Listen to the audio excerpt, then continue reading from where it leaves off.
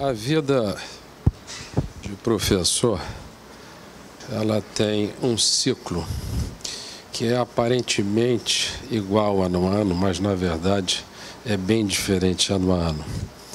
Todos os anos nós repetimos essa preleção. Todos os anos nós temos uma formatura e temos o prazer de receber aqui pessoas diferentes. Mas cada sessão é totalmente diferente uma da outra.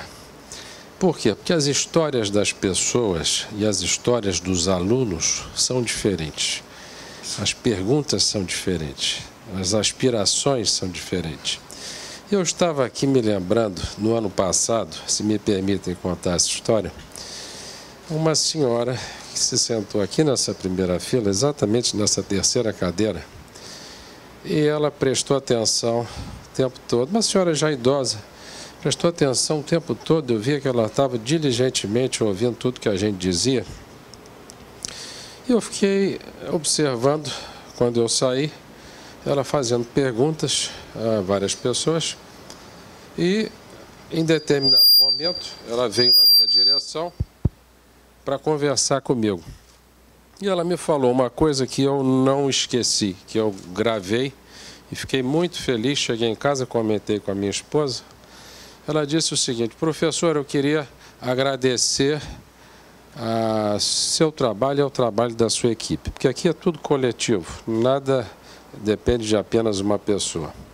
Eu disse, mas por que a senhora está querendo agradecer? Eu vi que a senhora prestou atenção na palestra de todos os professores e ela me disse o seguinte: ela tinha um neto que estava presente no auditório e os pais do neto dela estavam muito desejosos de ter um ensino que fosse como o ensino que eles tiveram no tempo deles. E eles não estavam vendo muitas opções. Estavam, inclusive, considerando a possibilidade, e eles tinham recursos para isso, de ter o neto, o filho do casal, estudando no exterior. E aquilo, para aquela senhora, era o fim do mundo, porque ela era extremamente apegada ao neto e tudo que ela queria, tudo que ela não queria é ficar distante do neto dela. Então, são histórias de vida. E o agradecimento dela se deu no sentido de a Fundação Getúlio Vargas, através da sua escola de pós-graduação em economia, prover um curso de nível internacional que, portanto, permitiria ao seu neto estar aqui ao lado dela e, ao mesmo tempo, não ficar devendo nada àqueles, ou colegas ou nascidos em outros países, que tivesse uma educação no exterior. Isso eu acho que é realmente um fato.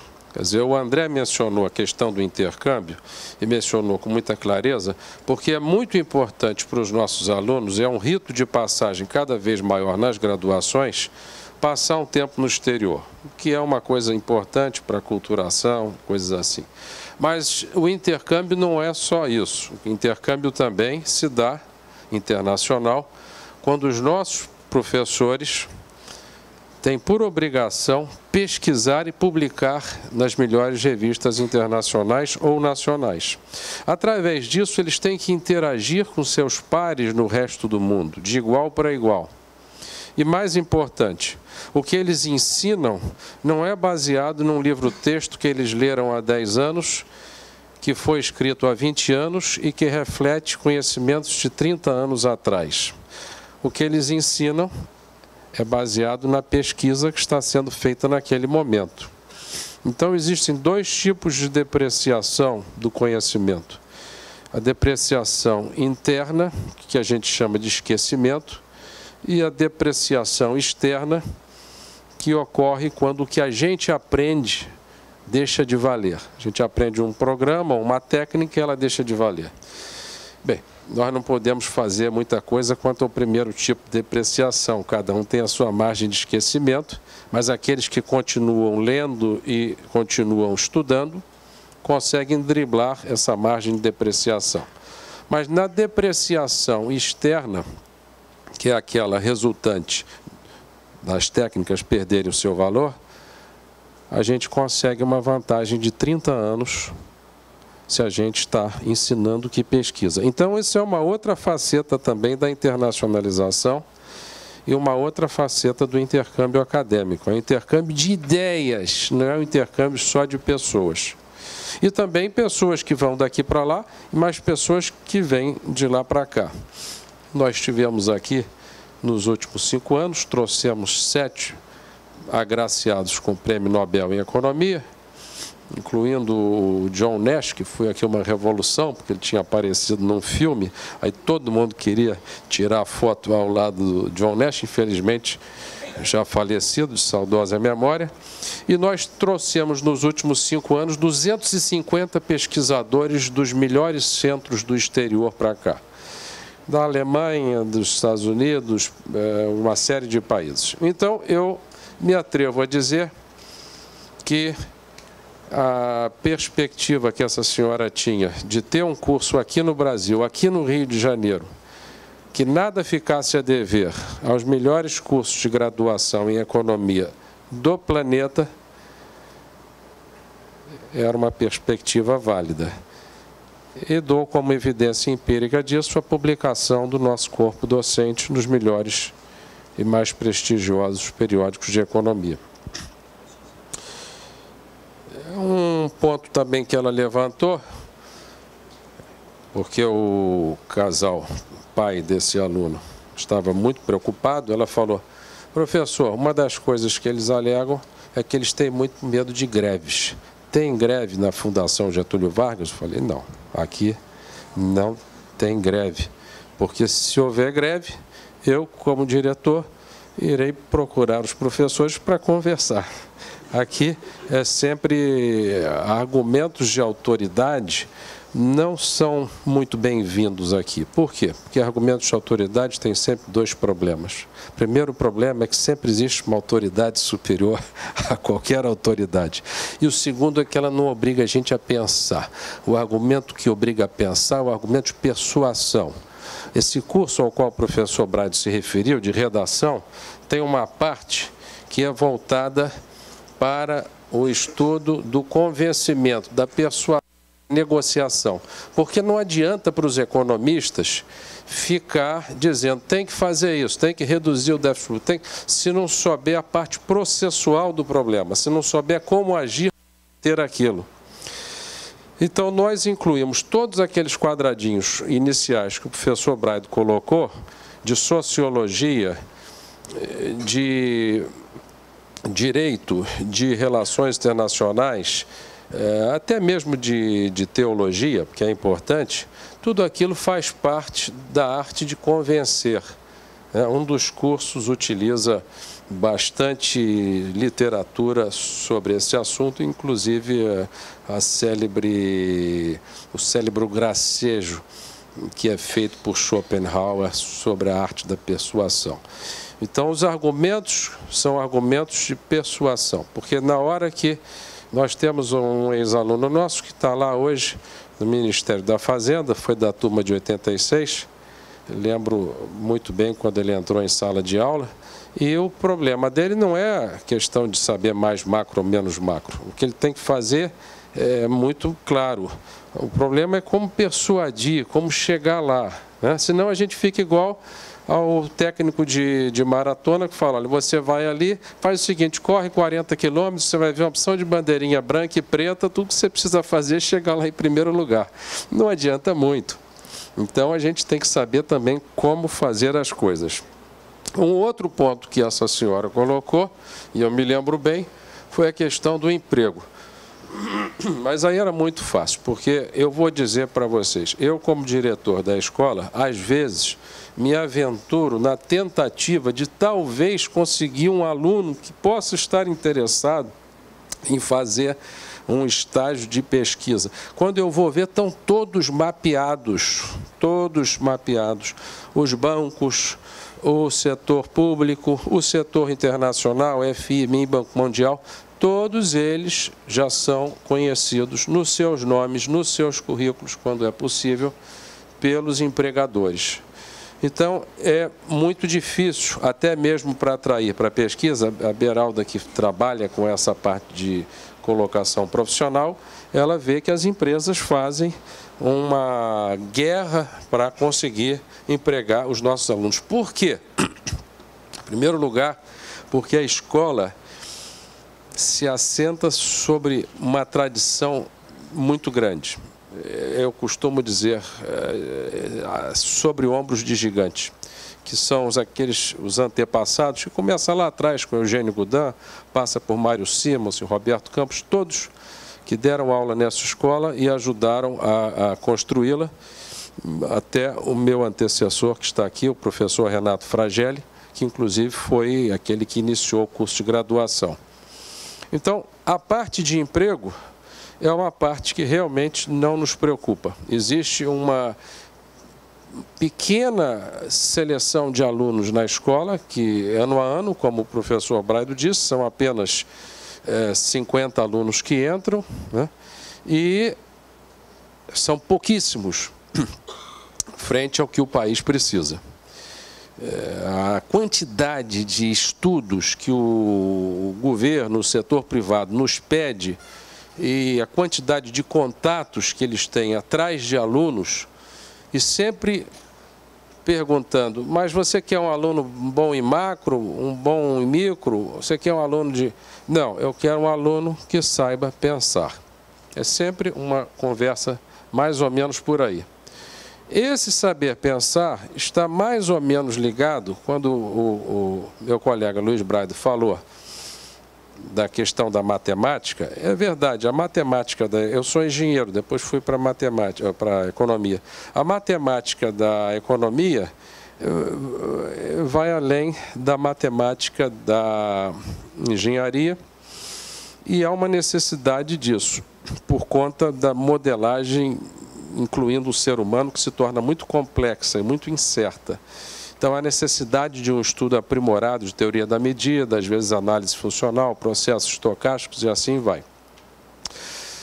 Mas esse saber pensar com o qual o mercado tanto se preocupa é intrinsecamente desenvolvido com a inserção de linguagens, a matemática sendo apenas uma delas. E aí a gente vai à etimologia da palavra educação, ex ducere, ex para fora. Então, uma coisa que vem de dentro para fora. Nosso objetivo aqui não é colocar conhecimento na cabeça de ninguém, é colocar provocações e fornecer instrumentos. Porque através disso os alunos não se esquecem. A depreciação do tipo 1 é bem menor quando o conhecimento é gerado de dentro para fora, ao invés de uma catequese exógena que logo se deprecia com a memória. Então, esse é um dos elementos importantes também da escola, que nos foi passado lá atrás por esses professores que geraram toda essa corrente na nossa escola de pós-graduação em economia. Eu gostaria, então, de ouvir vocês sobre duas questões. Primeiramente, tanto os pais, parentes relacionados, quanto os alunos potenciais, primeiramente sobre possíveis indecisões quanto à disciplina. É possível que haja aqui, e é provável que haja aqui, alunos que estão um pouco indecisos, às vezes, entre economia e direito, entre economia e engenharia, economia e filosofia.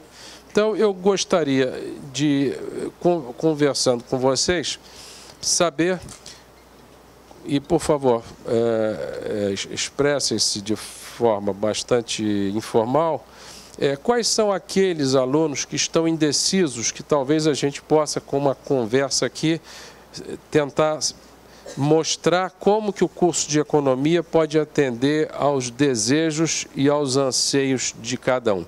Por exemplo, entre economia e administração, por favor, levante a mão aqueles que levantem as mãos, aqueles que estão indecisos entre economia e administração. Ninguém. Você está? Não. Na verdade, ela fez o IME, provavelmente vai passar, já está na IME. Ela fez ativa, exército, IME, e agora ela está na dúvida se ela quer fazer economia ou se ela quer fazer engenharia. Engenharia civil eletrônica. Então, nós temos aqui economia e engenharia. Alguma outra indecisão, por exemplo, economia e direito? Alguém tem alguma dúvida entre economia e direito? Que não bate papo informal sem maiores consequências. Ninguém tem essa dúvida. Economia e matemática. Você tem economia e matemática. Economia e filosofia. Não. Ano passado houve economia e medicina. Esse ano tem alguém? Não. Não. Pessoal, hein? Economia e medicina é uma dúvida comum? Bem,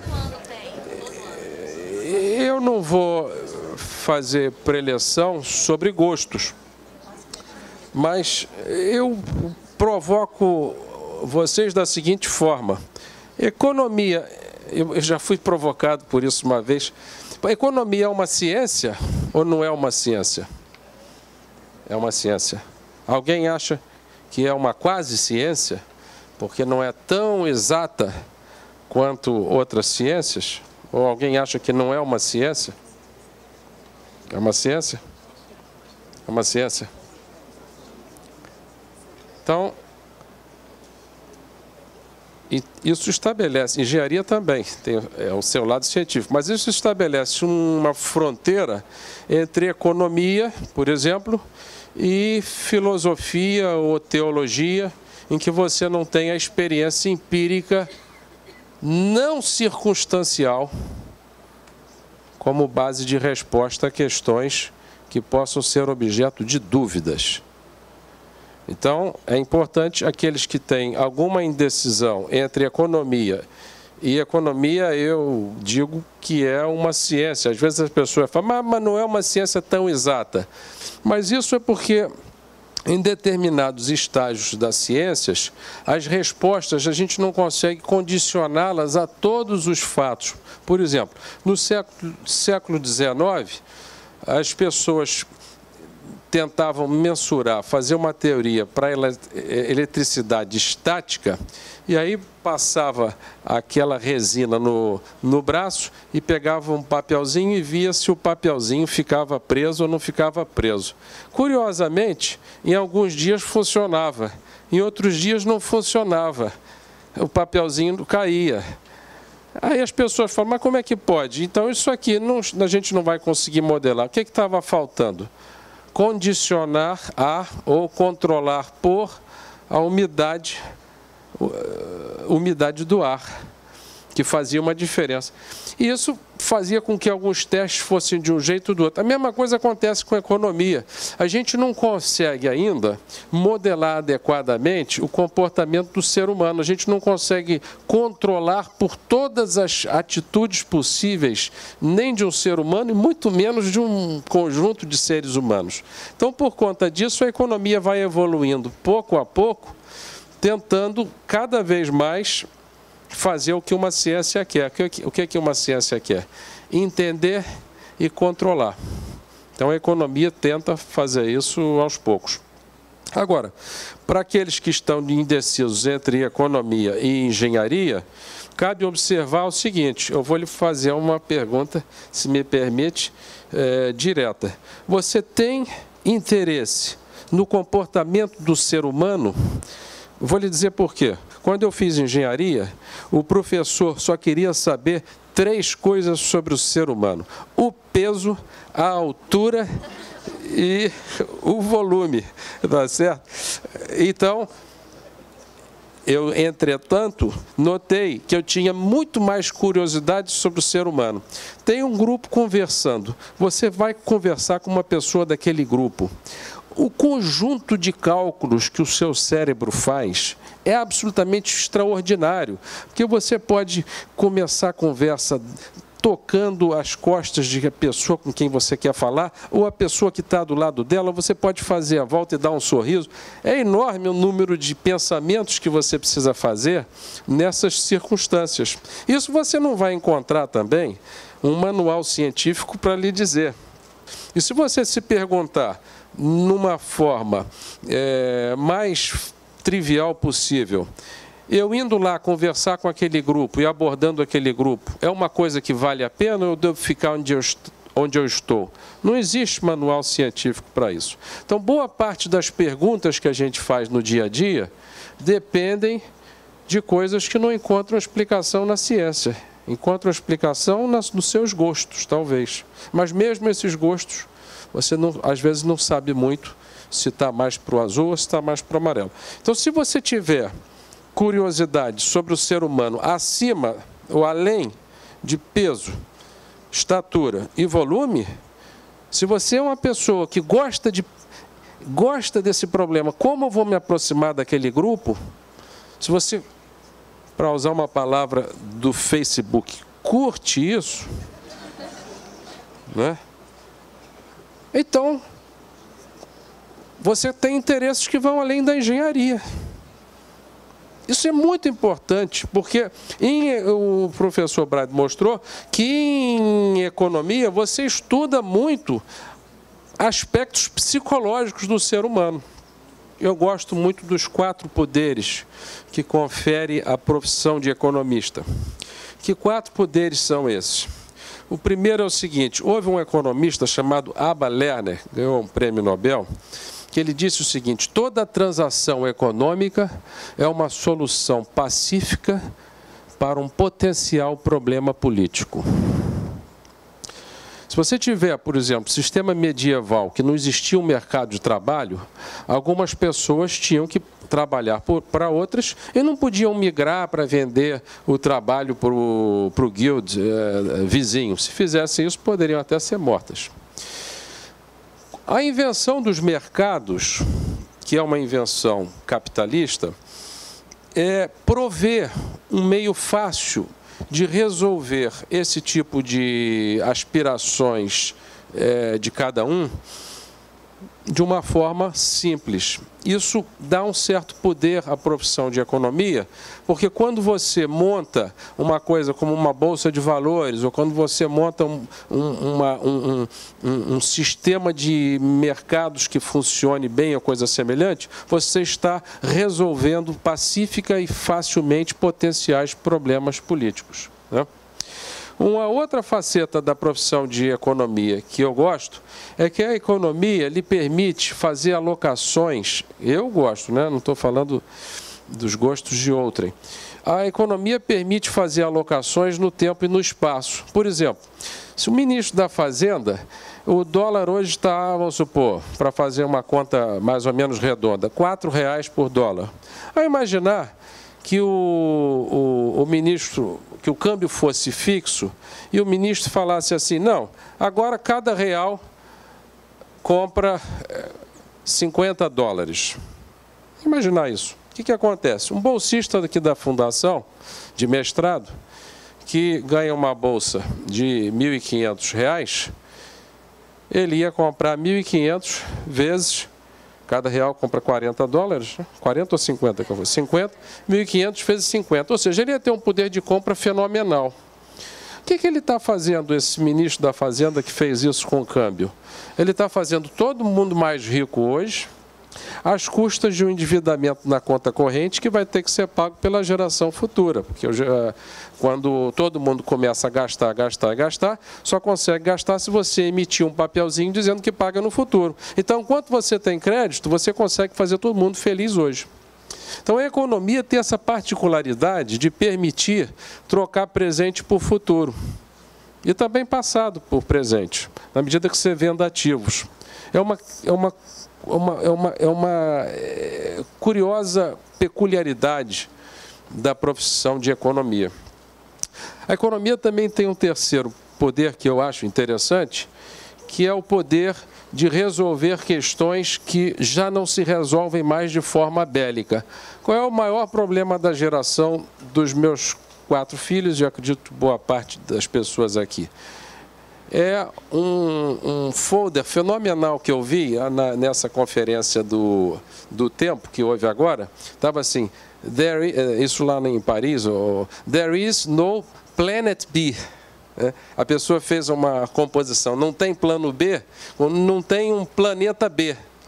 Então, imagina que um país comece a poluir muito, desesperadamente, começa a fazer fábrica e não faz controle nem nada e começa a poluir muito. Aquela nuvem faz uma chuva ácida num outro país, ou então aquela nuvem de poluição gera um aquecimento que vai fazer com que a cidade de um outro país seja invadida pelo oceano. Como resolver isso? Bem, se fosse de forma bélica, você pegava o conjunto dos outros países, entrava com um tanque e fala, para, senão eu vou fazer aqui você parar a força. Não, isso não acontece mais. Uma outra forma de resolver isso se dá através de incentivos. Por exemplo, havia trabalho infantil no México, os países não gostavam disso, os países então taxaram as exportações mexicanas e todas as importações que o México fazia do resto do mundo também passaram a ser taxadas. Com isso, caiu o poder de compra dos mexicanos e o poder político que se amparava na satisfação do povo, caiu. E com isso, mudou a legislação, porque a última coisa que o político quer é perder o poder. Então, o economista que estuda como o ser humano pensa e sabe que o ser humano quer poder, ele é capaz de gerar um incentivo através de alíquotas de taxação de exportação e importação, que resolve um problema que pode ser bom para um, mas é ruim para a maioria. Então, a mesma coisa acontece em aquecimento global. Existe uma demanda enorme de cálculos de créditos de carbono, uma série de coisas, da parte principalmente dos economistas, que vão fazer esses incentivos, mas evidentemente que vão ser amparados pelo pessoal de relações internacionais, pelo pessoal de diplomacia e assim por diante. Então, esse é um terceiro poder da profissão de economista que eu considero interessante, ainda respondendo a sua questão. Existe um quarto poder da profissão de economista, que eu também acho interessante, que é o seguinte: o economista, se ele quiser, ele pode trabalhar sobre estoques, ele não precisa necessariamente trabalhar só com fluxos. Se eu sou, por exemplo, uma pessoa que trabalha numa linha de produção, sem dar nome à profissão, eu vou ter uma linha de produção passando, e se eu dormir durante 1 hora, eu vou perder 5 objetos da minha linha de produção, porque passam 5 por hora. Entretanto, se eu sou um economista que faço administração dos estoques, o lucro acumulado dos últimos 50 anos de uma firma, eu durmo no ponto, e enquanto eu durmo, aquele dinheiro estava alocado numa moeda que perde 50% do seu valor, o lucro acumulado dos 50 últimos anos daquela firma, metade foi embora, virou pó. Porque aquela pessoa dormiu. É claro que isso vale para um lado e vale para o outro. Vale para ganhar e vale para perder. Não é uma vantagem da profissão, é uma peculiaridade da profissão. O fato de você poder trabalhar de forma alavancada.